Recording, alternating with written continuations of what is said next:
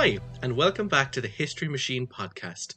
This is episode 14 on the Warring States period of Chinese history.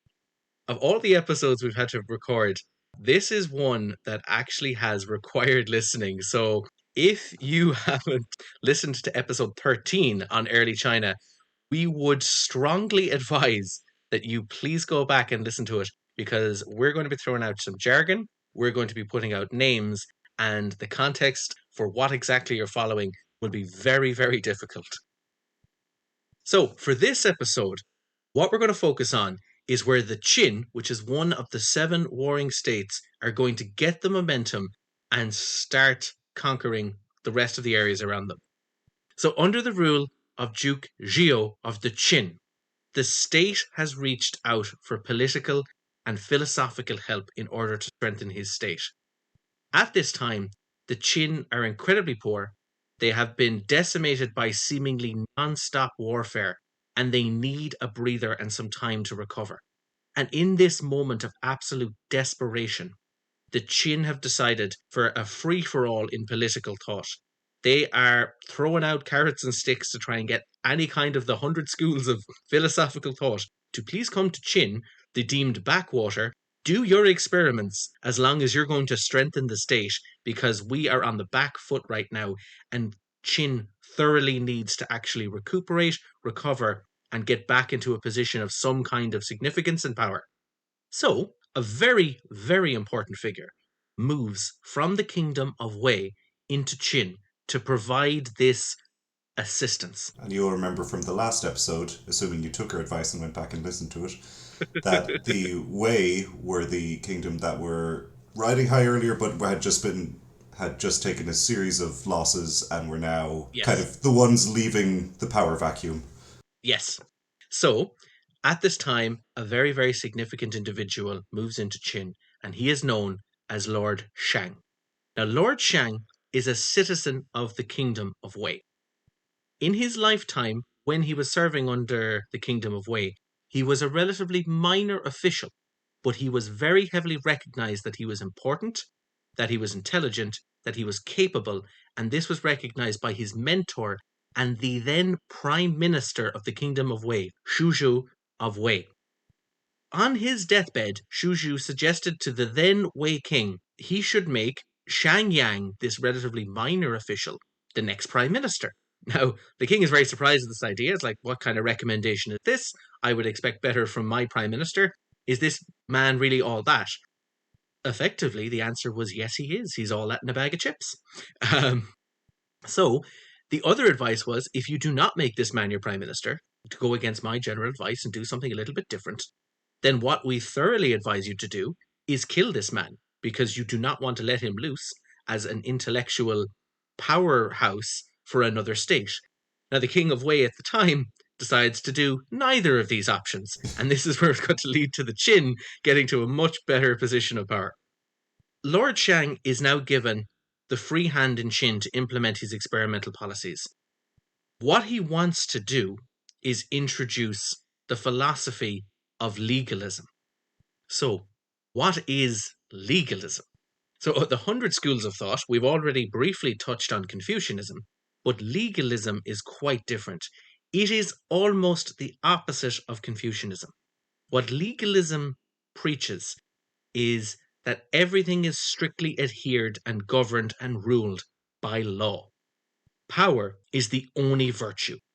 Legalism adheres very, very strictly to a stern rule of law. The punishments are draconian and there are no exceptions. It assumes, unlike Confucianism, that people are lazy, they're greedy, they're cowardly, they're foolish, they're gluttonous, they want everything for themselves, they do not want to work. It assumes the worst qualities of people, and that the only way to get around this is to implement laws and rules to stop that from happening. And it does this, it implements these laws and rules through fear, power, and the use of brute force, and it is completely totalitarian. Lord Shang is let to go and experiment and use them as he sees fit. So, for example, Lord Shang has the Qin Duke organize people into groups of 5 to 10 families that will spy and report on each other for the benefit of the state. He gives the death penalty of cutting people in two at the waist for a punishment for just about anything.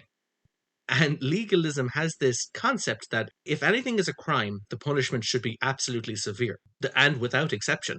So it's the kind of thing of like, you stole a piece of fruit, death penalty. You committed treason, death penalty. You jaywalked, death penalty. And if you've got a problem with that, then don't commit a crime. You've got nothing to hide. You've got nothing to go against the state. Just make sure you don't do anything wrong and everything will be absolutely perfect. So it's in for a penny, in for a pound. Everything is completely black and white. There is no exceptions at all. Sounds just lovely. It does. It's a wonderful whole little situation to be in.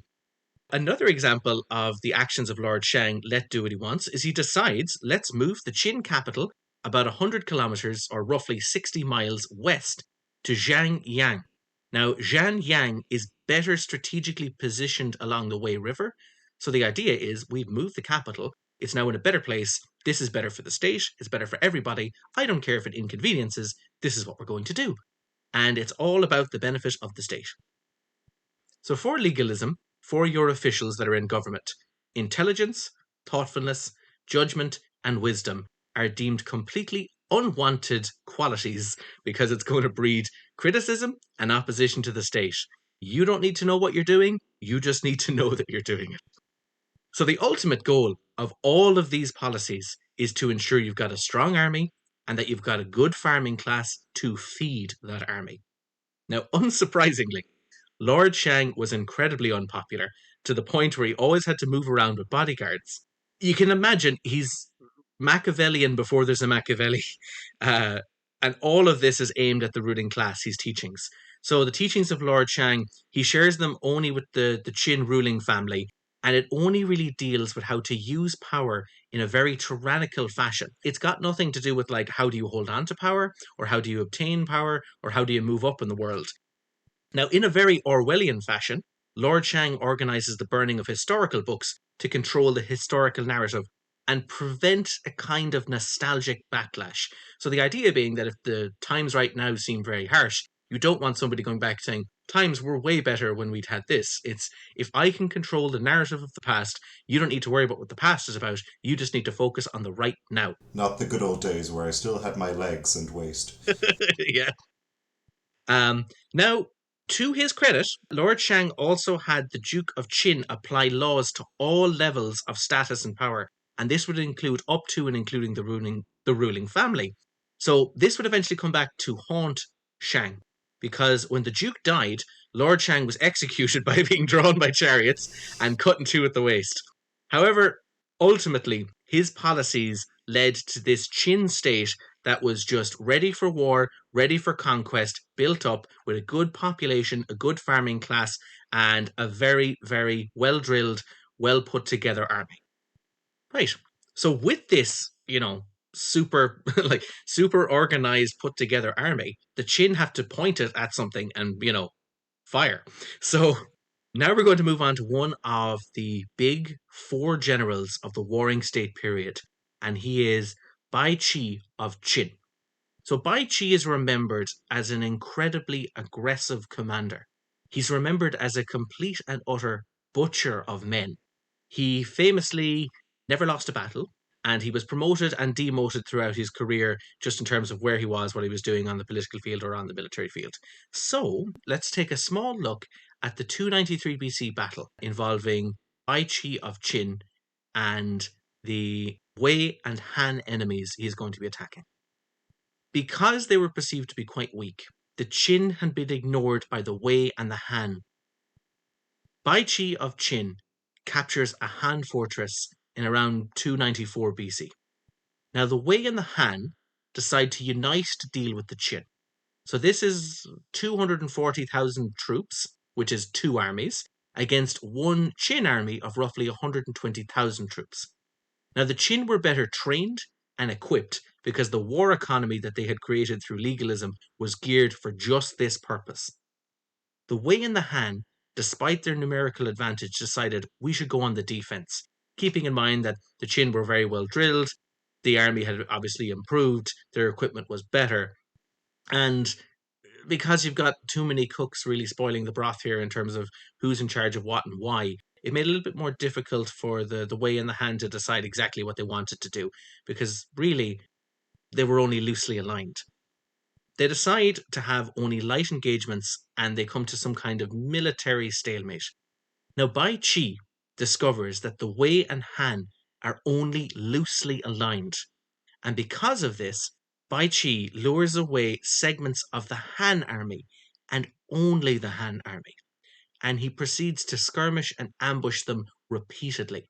He then focuses the main assault on the Wei. Now, with these light skirmishes that are picking away at the Han, and then a main focus assault on the Wei are really, really pissed at the Han because they believe the Han have left them high and dry, but in reality, they're dealing with little, just minor attacks and skirmishes on their side. The Han, in response to the Wei getting annoyed at them, provide less and less support to the Wei. And eventually, Bai Qi of Qin campaigns to pick off Wei piecemeal and only focuses on the Wei now that he has this rift created. And once the Wei are defeated, he focuses all of his attention on the Han forces. So now both Wei and Han secede valuable land to Qin because they have both lost. A little bit of a back and forth. It seems to be a common theme we're finding in these Chinese history battles. There's a lot of steps and phases to the plan. And as each of them succeed, we move along further in the plan until we have some kind of really impressive victory. So Bai Chi is remembered as an absolute butcher of men throughout his career. He's recorded to have killed as many as 1 million men in his campaigns. And once again, we said he never lost a battle. So, Cahill, what does the History Machine think of the battle that we've just covered? It actually had at a roughly as a 50-50, Hmm. even though the Wei and the Han had the bigger army, it did appreciate that the Qin army was a bit better prepared, better equipped, and that kind of balanced things out. Yes. The losses were way above expectation, though, for the Wei and the Han. They lost about 50 to 53% more than expected, and that is probably just down to the kind of picking off one bit of the army at a time, working through them. You know, it's something Hmm. that, look through the history books, that was the technique that worked for Napoleon. It worked for me against some of the worst AIs in the early Total War games. Like if you can successfully lure bits of the enemy army, so really you turn, Yeah. you know, the numeric advantage means nothing if they're only attacking you a little bit of time against your whole army. So, Yes. yeah, it worked phenomenally well, and the History Machine here really, yeah, it was a 50-50 battle, but they dealt out so much more casualties than expected, and they took about 13% fewer casualties than expected too. So, a very strong victory in terms of just kind of annihilating the enemy army while keeping your own one intact. Very impressive. And it's very, like, obviously he's remembered now as one of we've mentioned at the very start, he's one of the big four commanders of the Warring States period. So you don't get to be one of the big four of 7 states by not being at least good. To move on, in 278 BC, Bai Qi moves on against the Chu kingdom and he begins to siege the Chu capital. In this battle and during this siege, he redirects water and proceeds to drown a reported 100,000 people.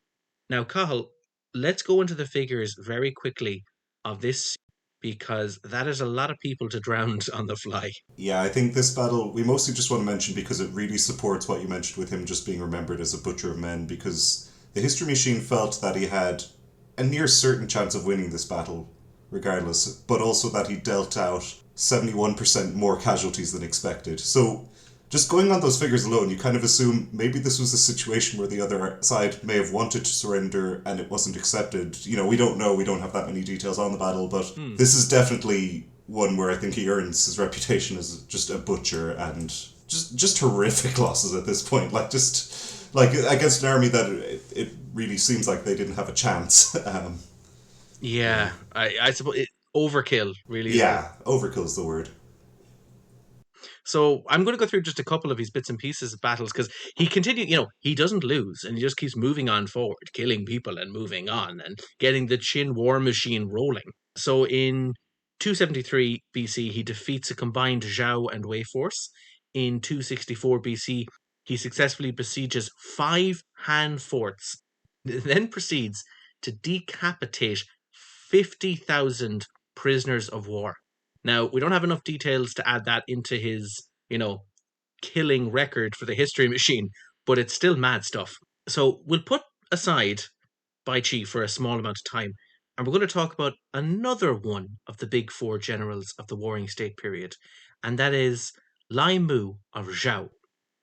If there's one thing about Lai Mu, he is acknowledged as an absolutely excellent defensive general. So in 265 BC, he defended the Zhao against the Xiongnu nomads. Now, I have not really talked about the Xiongnu at all yet. So the Xiongnu are one of the many steppes people who encroach into the Chinese areas and territories. They are named by the Chinese as the Xiongnu according to some translations and etymology, because the word Xiongnu means bad slave.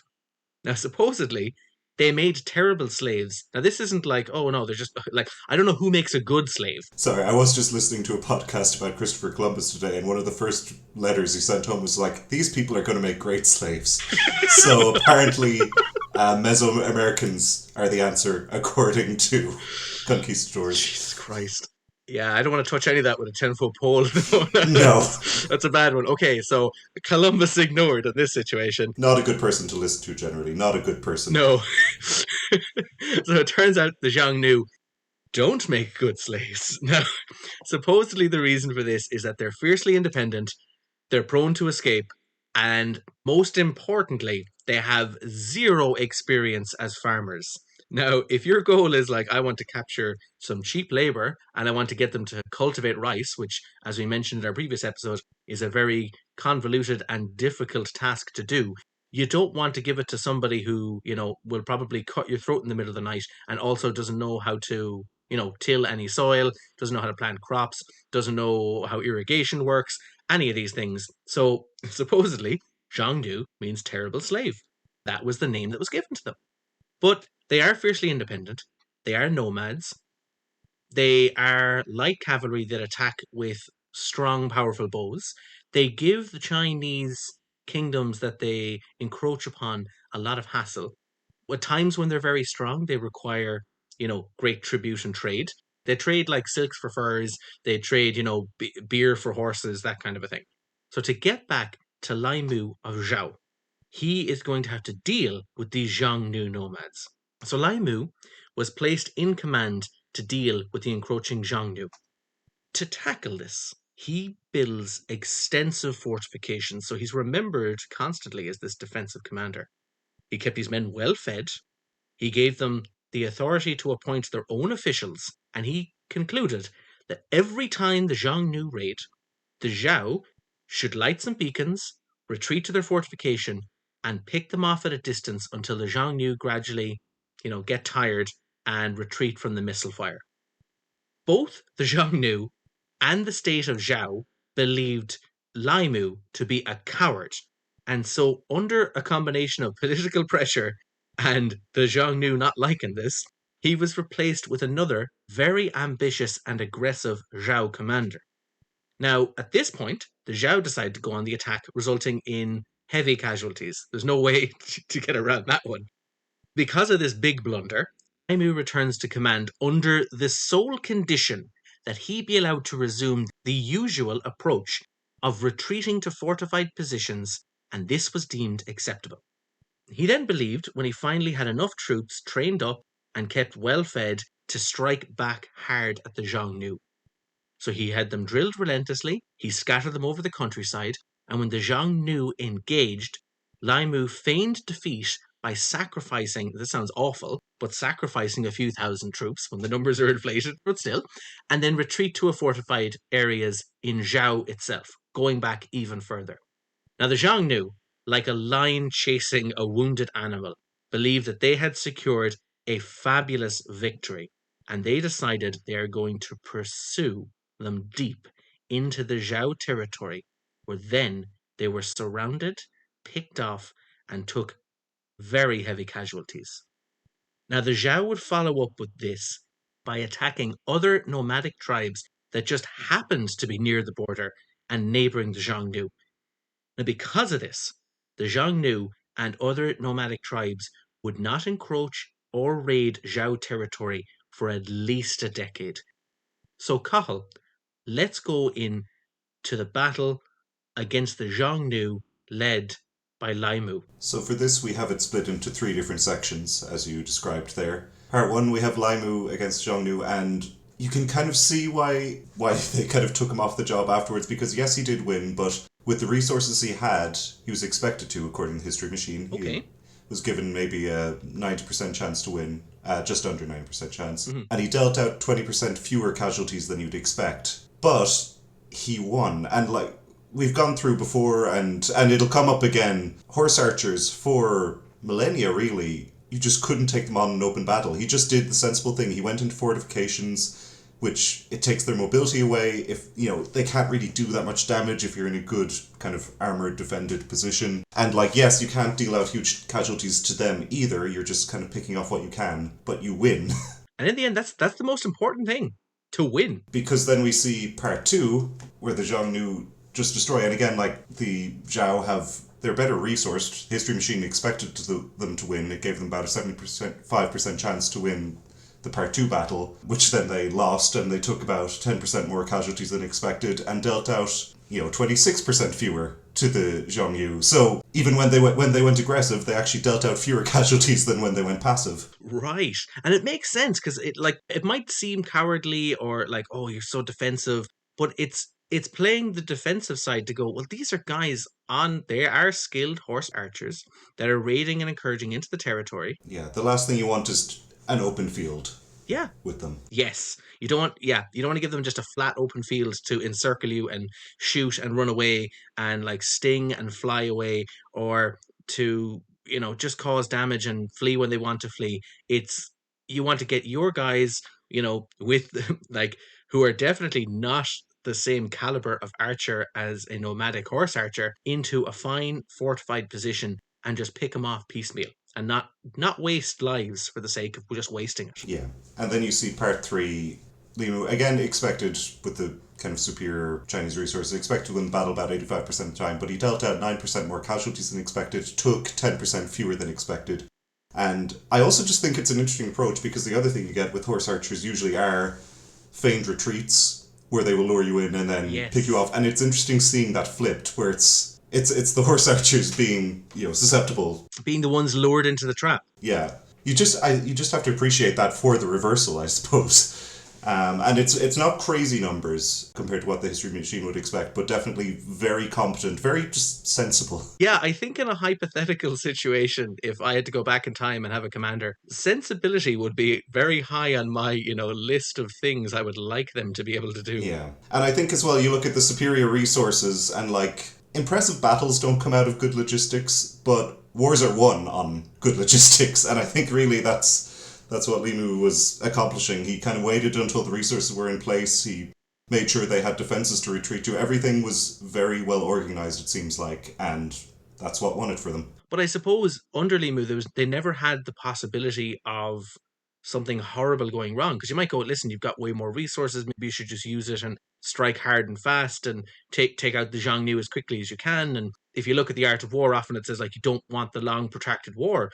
But almost contrary to that idea, this makes a lot of sense to kind of go, no, you're in an advantageous position. You don't want to do something too crazy or risky, and then eventually they'll slip up, and they do, Yeah. and you take advantage of that slip up. And as well, these are people, they're really.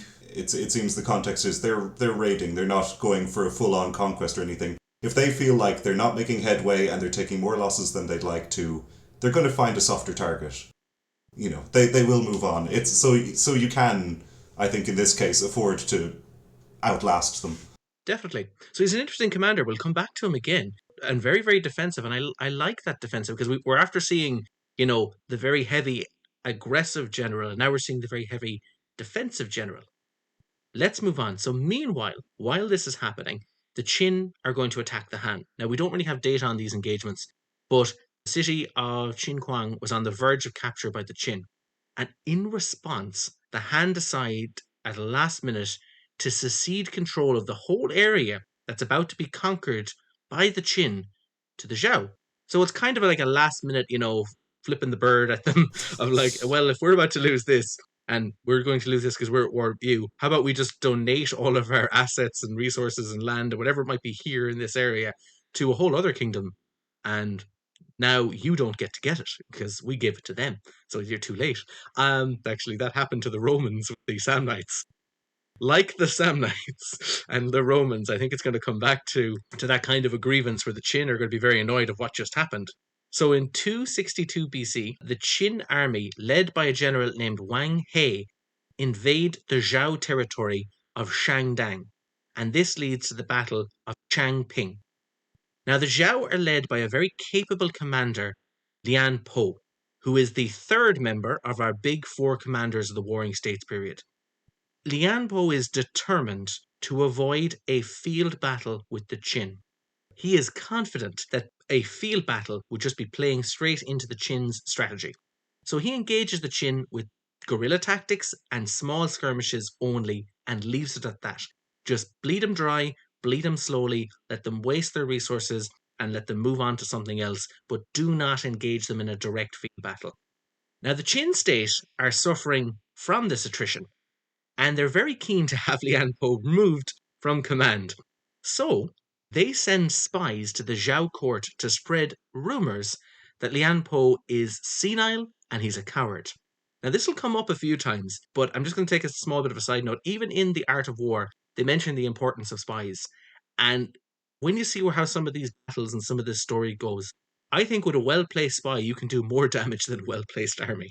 Because the king of Zhao, with a little help from these court shenanigans and spies, decides that enough is enough and I'm going to dismiss Lian Po and I'm fed up with this long-term attrition strategy. I want a nice field battle, I want a nice quick victory, and I want to just stick it to the Qin.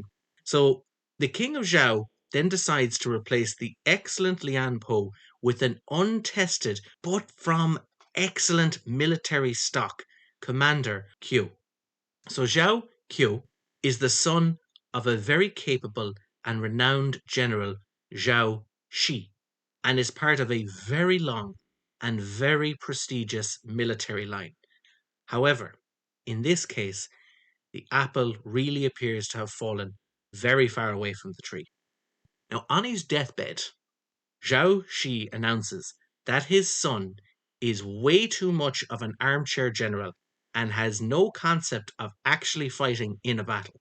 Kind of like us, but he's all theory, no practice, and he'll never properly adept to the realities of warfare as it happens. And he treats this like a hobby and a game, and he should not be allowed to be in charge of troops. So, very much like us. So, now, small side note, it'd be pretty awful if your dad kind of went on his deathbed. You're terrible. You should never be allowed to do anything. But for the importance and goodness of the state, we need to adhere to this. So, um, so anyway, upon hearing that the Zhao have replaced possibly the general of his generation with an untested newcomer, the Qin very secretly replaced General Wang He with an aging but still very capable Bai Qi. Now, I have to say this because tremendous effort was undertaken to ensure that none of this information gets out. The Zhao are expecting to take on a very defensive commander in Wang He, and they are unknowingly planning an assault on probably the most aggressive commander in the whole Warring States period of history, Bai Qi. Bai Chi's getting on a little bit in age. They don't know this is happening, but it's literally they're going to attack the best attacker. So in 26 BC, the Zhao switched from the defense to the offensive, and the Zhao abandoned almost all of their defensive fortifications that they had been entrenched in at that time. Now, as the Zhao attack, they notice that the left flank seems quite weak. Now, Bai Qi has purposely left it this way because he's filled it with almost exclusively light troops and exposed them in very thin ranks, but he's baiting an attack, and that bait is from the right wing of the Zhao heavy troops to come forward, engage these troops, smash through it, and have a nice encirclement. It's just a textbook thing to do. They think we're on the offensive. We're fighting a defensive commander. This is a big mistake. we're going to go ahead with it. We're going to power through. Unknown to Zhao Qiao, Bai Qi has had fortifications built on a hill just behind his left flank for them to very quickly and safely retreat to. So as the attack unfurls, they go over the hill and the troops retreat to these unseen fortifications, and now he has effectively neutered the main assault of the Zhao. So their best and brightest troops are kind of pinned down, and now, like, the best part of the Zhao army has been somewhat neutralized. Now, meanwhile, in a move that is often deemed very similar to Cannae, Bai Qi uses his remaining forces and then envelops the Zhao army, completely containing them. The Zhao naturally panic. But somehow, and I find it's such a strange story, they have some ample material and they're able to set up a defensive position and dig in. The Zhao attempt to break out of any section of this encirclement, but they are completely surrounded. Now, the Qin army continues to surround the Zhao army, and they starve them for a reported 46 days. And the Zhao are hoping and waiting for some kind of reinforcements, but nothing is on the way to arrive. At this point, the Zhao are reported to have resorted to cannibalism. So the Zhao are relentlessly resisting, and this is causing more losses than the Qin would have expected. The surrounding for more than a month, which sounds insane. You think they would just have picked them off straight away or would have done it, but it's kind of a little confusing aspect of this. It seems to be they encircle them, they're going to starve them out, they're going to do what they do. The Qin continue just to besiege this fortified makeshift area, and they lose troops in the process, but they keep peppering the Zhao troops with missile fire. And eventually, Zhao Qiao is killed as a result of an arrow. Bai Qi wanted to take advantage of this success and press on into the Zhao territory, but he found himself with way too many prisoners of war to continue. So the Qin rounded up the remaining survivors and executed just about everybody, but they left a reported 240 people as telltale witnesses to what they just saw, this crazy massacre. And the Qin then were supposed to have buried most of the Zhao POWs alive. It's a crazy sequence of events. The surrounding, similar to Cannae, it's meant to be more of a triangular surrounding, just the way that the lines had formed. Very surprised that the Zhao had enough material, food, water, everything to survive for the reported 46 days. But all of this battle leads to a Chinese idiom that traces its origin to these events. And roughly translated, it is meant to say talking wars on paper, which is, an idiom that refers to armchair general antics, great in theory, but really poor when it comes to practical things. So, Cathal, with all of that in mind, there was quite a long sequence of events there that involved an old switcheroo. Like, to make sure that no one knew what we were doing here. A lot of deception, a lot of switching, a lot of back and forth, a lot of courtroom shenanigans, a lot of like using spies, a lot of uh, like getting rid of the big names and replacing them with the small names. But what did the history machine think of this battle? So again, this is a battle that was split into, in this case, Mm-hmm. two parts.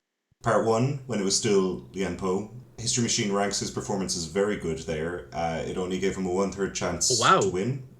He dealt out 13% more casualties than expected, and in a very strong defensive performance, though again, this partially as well that the Qin had a very defensive general themselves. The Zhao took 44% fewer casualties than expected. So I think the History Machine was expecting this to be a very, very bloody battle, and neither side really took a massive amount, but the Zhao in particular really managed to preserve their numbers in this one.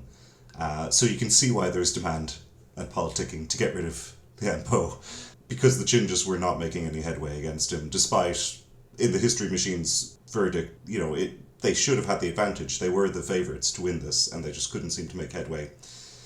The second half of the battle, with Bai Qi and Zhao Qiu, was very different and perfectly in line with what we had said earlier with Bai Qi. It did seem as the favourite, as it did before. It still had them as a two-thirds chance of winning. but he dealt out 54% more casualties than expected. And I don't think we're even including the POWs buried alive in those numbers. Well, no, we weren't including it in that one. This is just the main battle sequence. He himself took 15% fewer as well. Really? But yeah, this was just. And I suppose part of that is just that there are very big numbers History Machine expected to be bloody on both sides. And even though maybe he took more than he would have liked, it's still not as much as the History Machine thinks an average general would take.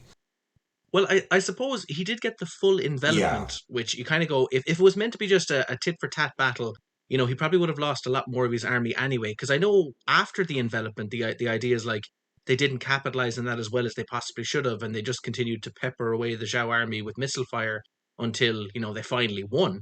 But even then, when you think about it, you're like, yeah, but that's not the same as having your line to line, man to man battle where we lose a lot more people. the period of the battle where you're expecting the most casualties, they just didn't take it. They managed to, I suppose, just tie up all the heavy hitters from the Zhao army and just melt that. They never really took that many casualties in the process. But yeah, again, like he just massive massive amounts of casualties dealt out. God, he's such a butcher. But I mean, like, we'll come to it near the end. But like, he is just a. It's I love the idea when I heard this story. When I heard about this story and I read about it the very first time, I had in my mind this almost idea of some Chinese official riding in on a horse to some area, getting the old general out of retirement. It's like, we need you for one last One one last last ride. job. Like, I don't do this anymore. Yeah, because I think the last battle involving him that we went to deal with, the Siege of Chu, that was 18 years Yes, prior to this. actually, I suppose a 2 decade window is quite, for any profession, I suppose, is quite a big gap. Yeah. So in 258 BC, Bai Qi was very keen to capitalize on this recent devastating victory, but the then Prime Minister, Fan Zhu, who possibly, now this is what's written about it, but possibly under Zhao influence, again, another court spy, convinced the powers to be of the Qin state, namely King Zhao Zhang of the Qin, hold off on that follow up assault. Maybe rest the army for about a year. They've been performing really well. Give them some R&R. Now, obviously, Bai Chi is furious at this kind of a thing. Is like, no, no, we need to capitalize right now. We've after winning the equivalent of the Battle of Canny, but in China, and I'm not making the same mistake as Hannibal here. I want to capitalize on this. And Fan Zhu, the potentially treacherous prime minister, convinces the king not to do so. Now, meanwhile, also in 258 BC, Lian Po successfully defends the Zhao from an attack against the Yan. Now, we don't have any date on the battle. And also, the lack of data, I'll just say, is particularly frustrating because I like to use minimum 3 battles as a cutoff for where to rank our generals, and that leaves us with just 2 in our database. Yes. But anyway, this hold off from the Qin, and the hold off because the Qin did not follow up on their battle, made this success against the Yan possible. However, the An Po now has a falling out and is now distrusted by the King of Zhao. And you would think of all of the people in the world that the King of Zhao should put some faith in, it might be Lian Po. But this is not the case. So after this, Lian Po flees to the kingdom of Wei, and then he flees to the kingdom of Chu as a general and as an advisor. And he will never command troops again for the kingdom of Zhao. The Qin army, under the command of Wang Liang, besieged the Zhao capital. Now, Bai Qi was not for this expansion because he believed they had lost their momentum from the year of rest that they had had, and that had given the Zhao time to successfully recover, recuperate, get their bits and pieces together, form protective alliances, and prepare for a Qin assault. Bai Qi was requested to lead the newly planned assault by King Zhaoxiang, but he refused on the grounds that the army was no longer resourced to take on the rejuvenated Zhao, and also he publicly exclaimed that he believed this would be an unwinnable siege. And in the current state, he also didn't want to add a loss to his still unbeaten military record. In 256 BC, the Qin were defeated, so he called it, by a combined assault from the three kingdoms of Zhao, Chu, and Wei in the Battle of Handan. Now, the Qin were besieging the Zhao capital, and then they were attacked by the supporting Chu and Wei armies, which were allied in that 1 year interval where the Zhao had time to rest. So, Cathal, What does the history machine think about this? Where the Qin had lost the momentum, and Bai Qi decides to bow out of this one, and they have an unsurprising loss probably on their side, but according to Bai Qi, something that he predicted must happen. So the History Machine, in fact, thought this was an extremely winnable battle for the Qin, and it actually has the highest wins over expectation possibly of any battle. It really only gave the Zhao Wei Chu alliance about a 2% chance to win this one. Ah, no. I think I have said before, I think the History Machine can get baffled by the huge numbers you get in Chinese armies. I Yes, think it might have been a case of this where it just kind of saw like, well, you're up against an army of 650,000 or something. It's like it doesn't matter that you have 500,000 yourself. It's just it's just too it's too much. much. But yeah, it did have this as a big win against the odds from their point of view. Casualty numbers as well, very high difference. The Qin took about 38% more casualties than expected and dealt out 36% fewer. So just all around a military disaster by the Qin, and History Machine probably doesn't know as much about battle as Baiki. We just had the whole discussion on the Talking Wars on Paper, and that's literally what the History Machine Yeah. is. So Yes, that's a good point. Yeah. yeah, it definitely thought that the Qin should have won this. They definitely shouldn't have taken as many casualties as they did. All around, they should have done better. Now, I can't imagine morale was very high when you have a general publicly explain, I will not be commanding this army because I'm sure it's a loss. That's never going to be a good thing. It's like your boxing coach going, by the way, buddy, I bet on you to lose in the fourth round. Like, don't disappoint me. Oh, God, it's awful. But yeah, so the juggernaut has finally stopped.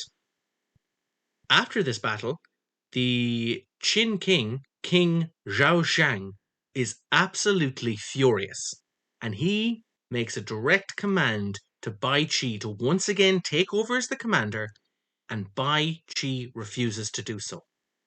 Cut back again to the potentially treacherous, possibly spy, Prime Minister Fan Zhu, and he convinces the King of Qin to have Bai Qi arrested and killed on the grounds that if he does not serve you, he's pretty much useless, or he might defect, and he might even serve another kingdom.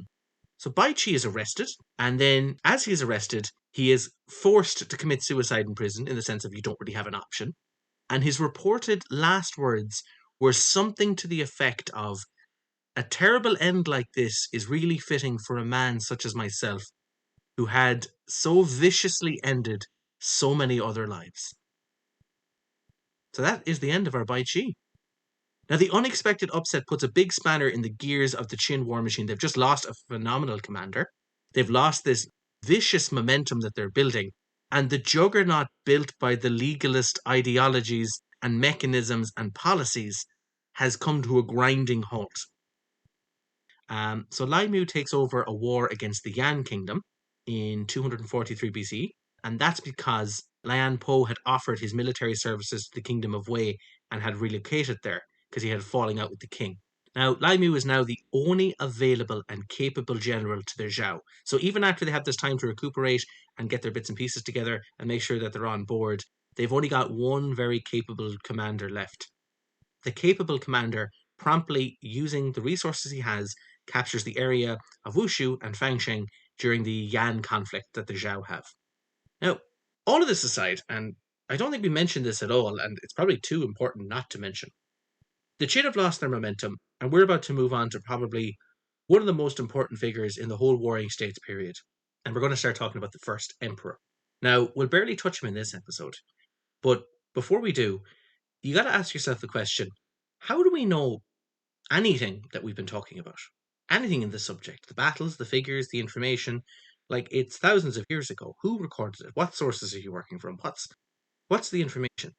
Now, a very important note to make about all of this period of history and everything about this subject is virtually every piece of information about this period, including the Warring States and the first emperor, everything comes from a single source, Shima Qian. Now, his works are known in English as the Records of the Grand Historian. So ignore my horrible Chinese pronunciations. I'm going to refer to him as simply the Grand Historian. The Grand Historian covers a time which, when it was recorded, was considered the world history up to and including his own day, and it's 130 chapters.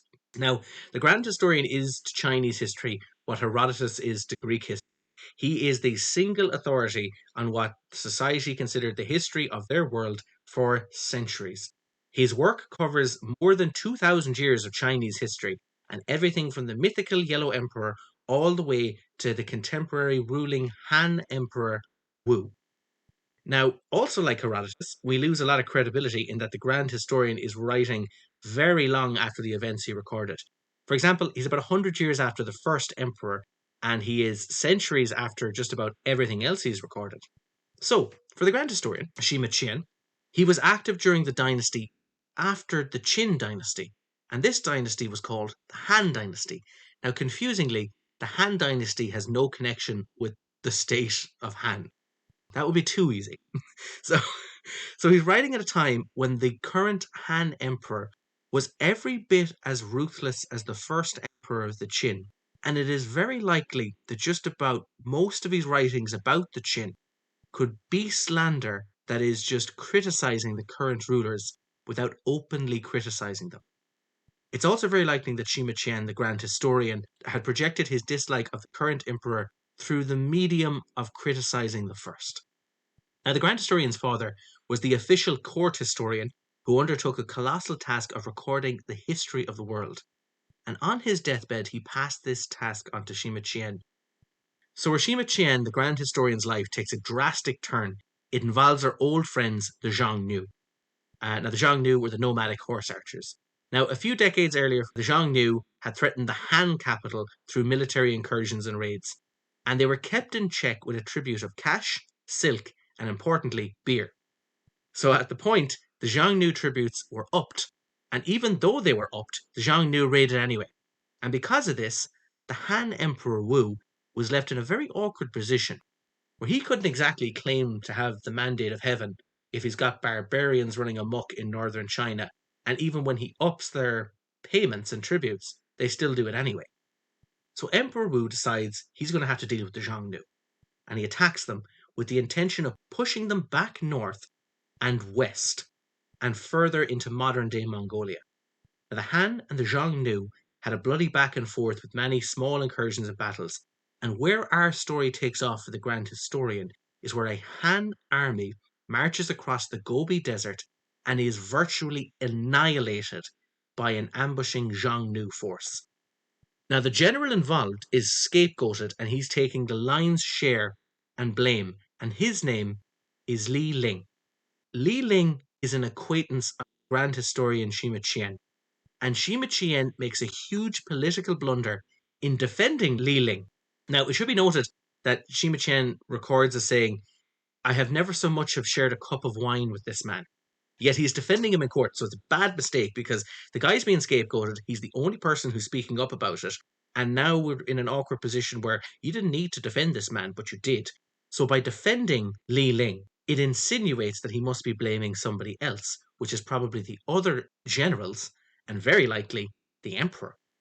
Now, as a result of this, Shima Qian, the Grand Historian, is called to defend his statements and accusations, and he is charged, he is arrested, and he is quickly convicted. And his punishment is castration. Now, castration is a known punishment at this time, but generally, if it happened, it's almost applied, especially for nobles, that you should commit suicide. It's too much of a shame here. You should your next logical step is this, even to kill yourself in prison before this happens. Now, the Grand Historian heavily does contemplate suicide after his castration, but remember, his father on the deathbed made him promise that he finish these grand works, these historical works, and he decides that he will not go against his father's wishes. And because of that, he must record this grand history, including all of known history up until his contemporary time, which is the Han Dynasty, and record what is there. So it is very possible the portrayal of the first emperor of the Qin is just a way to criticize the megalomaniac antics of the current emperor instead. So we always have to take it with a grain of salt when the Qin are being reported as decadent, or they're being reported as mad, or the first emperor is being reported as megalomaniac or crazy or obtuse or thick or stupid or whatever. That all of this could simply be a way that I'm insulting my current emperor, but I'm doing it by insulting a previous one that we don't know much about. So we're approaching the very end of our episode, but we're still going to do a countdown for a top three generals in this episode. Now, we did mention earlier that there's the big four commanders of the Warring States period, and we simply haven't actually covered number four yet. He's going to show up during the lifetime of the first emperor. So, meanwhile, Cathal, rolling in at number three for this episode. So number three for this episode is Bai Ki. Oh, He has 4 battles, 4 wins. His wins over expectation aren't great. It's 0.28 wins over expectation per battle, which, is very good. It's very competent, but it's not outstanding. However, his casualties dealt over expectation is 52% higher than expected, which is far and away the highest of the Warring States period. And I think in all our Chinese episodes, we will only have one general who has more than that. oh wow, okay. Now, I find even the fact that he's coming number three incredible because supposedly he is considered the number one in Chinese history.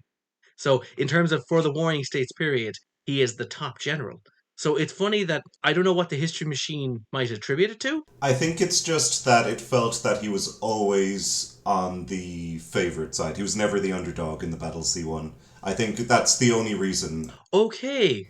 I think he's just dragged down by, I think, 1 or 2 battles in particular where he was just given a near certain chance of victory. But in all cases, he definitely kills everyone he can. So who's gonna tell him he's the second best or the third best? Okay. Yeah. Yeah, okay, that's a very fair point. Yeah. It's just as I said, he had an unbeaten record. Eventually he was gotten rid of just by being executed because the fear was maybe he'll go to someone else, and that's not a risk we can take. I just find it interesting that he's scoring definitely number one on the most aggressive, the most butcherous, and the most kind of attack oriented general. Yeah, if you're going by casualties dealt, then yeah, he's definitely number one of the Warring States. If it's just wins over expectation, then he falls to third. I think in the overall all round category of like just what makes a very good general, for whatever reason, the history machine decides that he's not doing that. Now, also, we mentioned a lot about legalism, a lot about Lord Shang, a lot about the draconian policies that perhaps he's benefiting very well from just a well drilled, well equipped, well regimented army that the history machine just looks and goes, yeah, you got the equipment, you got the heavy infantry, you've got the manpower, Yeah, you got this, like yeah. Still, I find I find that a little bit interesting. I was expecting him to be number one. Just he has got the equivalent of the Cannae battle for the Chinese. They brought him out of retirement 18 years later. He was asked to take over once they had a loss, once the momentum had shifted, and he seemed to have the knowledge and the foresight to really understand that, like, and I'm not going to take over this battle because we have lost the momentum and I don't think we can continue. So well, I think where you do see it, like we did mention the Battle of Handan, and he said, "Nope, I'm not going to win this. I'm not going to try." yes. And that's kind of why Yeah. he was never the underdog. If he saw a Okay. battle that he didn't like, he wouldn't take it, which is sensible. It's the right thing to do. But the history machine doesn't like it. It wants to see against the odds wins. You're right. The history machine kind of goes, I want to put you in the biggest awkward situation ever, and the more glorious the victory you snatch from the jaws of defeat, the better. Yeah, So I think it's, as I said, if we went back in time, we talked about this before, but like I would want a sensible general if I'm just the foot soldier working for him, and that feels a lot more sensible. But as you said, maybe that's why it doesn't like him as much. It doesn't probably thinks he doesn't have as much flair as much as he has a colossal butchery of of a career. He doesn't have that absolute wins over expectation or the be able to pull it out of the bag if he absolutely has to, and he doesn't seem to be yeah. taking the risk to do it.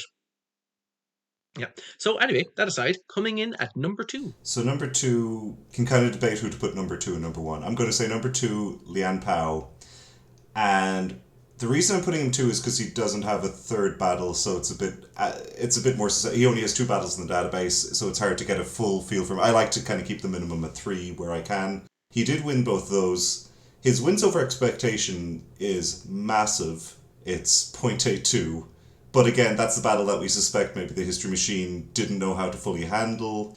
And because he doesn't have, a third or fourth battle to kind of temper down the average expectation, I don't know if you can say as much, but given that maybe his values are a bit more extreme, the values we have anyway is 0.82 wins over expectation, dealt out 25% more casualties than expected, and extremely impressive defensively, took 40% fewer casualties than expected. So it would be nice if we had more data on him, we could rank him a bit fairly, but since we can't, I'm putting him down to number two, even though his values are more extreme. Now, I suppose we can be a little bit harsh on him. I know we said, we only have the two battles, but we only have enough information to put in the two because it's like other commanders we've covered historically. They have more wins, they have more battles, they have more losses. We have more information. But we don't have we don't know what he brought to the field. We don't know how heavily involved he was. We don't, So in situations like that, it's harder to gauge exactly how well they perform, and we kind of work with what we have. But interesting that it put him number two. I suppose it's probably it's a good indicator that obviously he's a competent, capable commander. So it shows and it pays off. But I'm still, I think I'm still in a bit of shock that that our old friend Bai Chi is not ranked a little bit higher than him, but that's the case. So coming in for number one for this episode. So number one for this episode, and partially as well, maybe to whet the appetite for the next episode, because he's not done at this point. We have Limu. Yay! Five battles, four wins and a draw. Average wins over expectation is 0.35, and when you consider that one of those battles was a draw, which is going to take down his average quite a bit, that's very impressive. He Yes. obviously took on more challenging battles than Bai Chi did. His casualties dealt aren't nearly as extreme as Bai Chi, but still very good at 70% dealt more than expected. But the casualties sustained are more or less what you'd expect, so he won harder battles, but he didn't maybe he didn't maybe wipe out the enemy army the way that Bai Chi did. He maybe wasn't as good at dealing a knockout blow, but he could deliver a win maybe in tougher circumstances than Bai Chi proved. Okay. Yeah, yeah. Now, it's funny that our number one ranking is like a very defensive commander, or a commander that's famous for his defensive principles and his antics and actions. I love how well he was able to actually deal with the Xiongnu. That was, I think, that was a lovely little kind of textbook. Well, not even a textbook. I think that was just a lovely long-term strategic plan because the idea was I'm not going to waste troops. I'm not going to spend lives, just frugally here. I need to understand that this is what my enemy is. I understand what they're like. I build the defensive fortifications. I make sure that people are well fed and well drilled, and that the army is well organized, and that we're able to communicate well, and that we're able to deliver when we need to deliver. I think it's funny that just we use Kane as the example of comparative battle earlier, and I think you do have a bit of Hannibal versus Fabian here, where one is Yes. maybe that one's a lot less flashy, but it kind of gets results at the end of the day. It's not as extreme, but that's kind of the point, is that you're being very Yeah. cautious. But I suppose it's like, this sounds very silly, and maybe it's a not the best analogy, but it's sitting at a poker table with more chips than the other person. It's like, why am I going to raise the stakes? I don't have to. I can just bleed you dry slowly. Exactly, yeah. Yeah, there's no way you can win this if over a long period of game. You can go all in. I don't need to do that. Although Bai Chi then I think is the one who's at the poker table with more chips, who then just bullies the other player by just raising to values that knows they can't handle, Yeah, and kind of bets that they're just going to fold every time until you take them out. pretty jerky behavior, but that's probably well. Then again, on his deathbed, or not his, I was going to say, his death phrase was along the lines of like, "I was pretty big of a jerk. This is a suitable end for me." So yeah, surprises. I'm going to say I'm both surprised that Bai Chi was not number one, but also kind of impressed then that we did get to end up here with Lai Mu instead. It's really nice to see a defensive general get the credit, especially from the Mm, history machine, because normally doesn't like the defensive general. So it must have saw something in him a little bit different in terms of maybe it's the mixture of the horse archers as well, because historically, whenever we have those on the scene, that yeah, I think that could be part of it as well. As the history machine, whenever It's seen enough horse archers to know that they can really wreck what should be bigger, more organized armies an awful lot. So I think it does maybe rank that a little bit higher. Could be the case. Anyway, interesting top three list. I wouldn't have called it that way. We'll probably come back to them all again later for like a final, a final top list for the last episode we do here on China for this season. But all in all, very interesting stuff. So for the next episode, we are going to move on to the life and times of the first emperor because the Qin might have had that little bit of like a little bit of a stall, but the legalism principles are still in effect and their army is still there and their state is still in a very strong position. So it just had that little setback, but the end seems inevitable. And where that end is going to come along with the first emperor of China. So thank you very much for listening to this episode. We'll be back again soon with the follow through with the first emperor. So I have been Niall, And I've been Cathal. and thanks for listening.